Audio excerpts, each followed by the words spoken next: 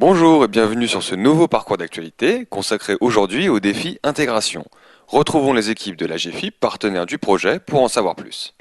Alors voilà une journée très intéressante en termes de personnes présentes et d'entreprises présentes. Les petites et moyennes entreprises sont celles qui ont le plus de salariés en France et donc celles qui doivent être touchées le plus par rapport à la personne handicapée au travail.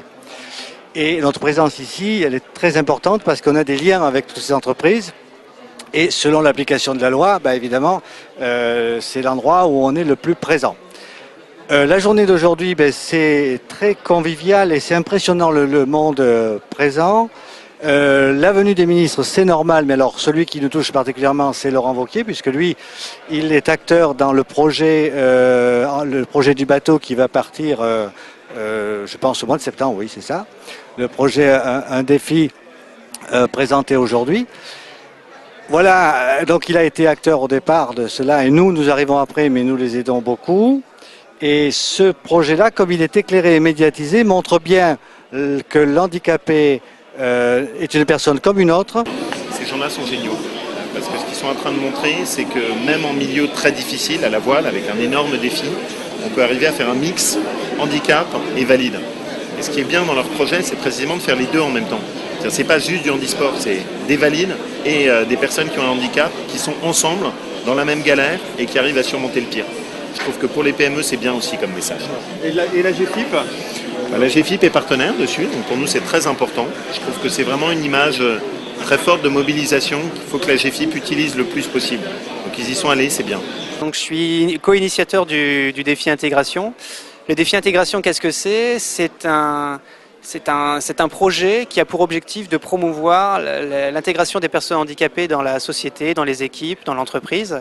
Et on veut le faire d'une manière un petit peu sexy, c'est-à-dire qu'on a monté un équipage de marins handicapés et valides, 3 personnes handicapées, 3 personnes valides, qu'on évolue sur un monocoque de 50 pieds qui est intégralement adapté.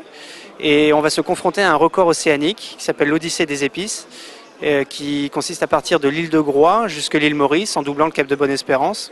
Et donc cette opération a pour objectif de promouvoir l'intégration des personnes handicapées dans l'entreprise. Donc là, le projet a commencé depuis 3 ans. En 3 ans, il a fallu monter l'équipage, trouver des partenaires, trouver le bateau, l'adapter.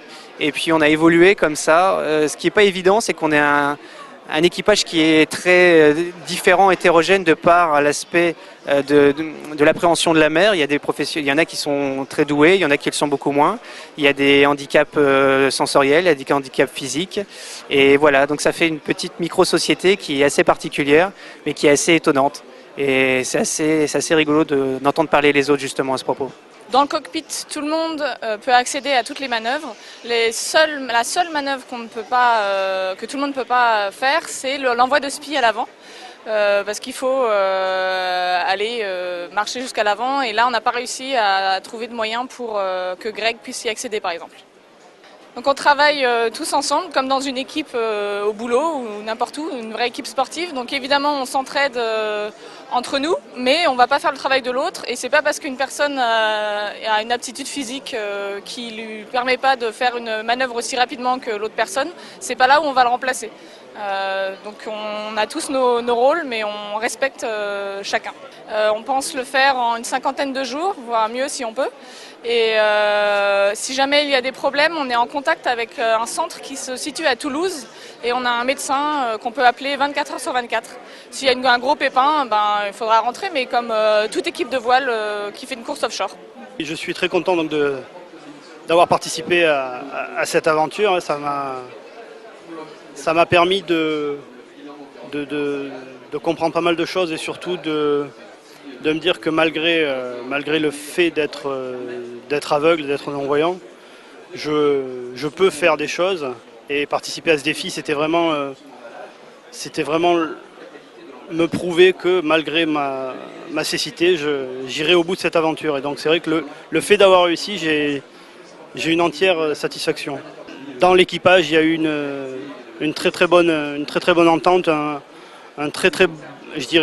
équilibre au niveau du fonctionnement et c'est quelque chose que je trouve vraiment extraordinaire.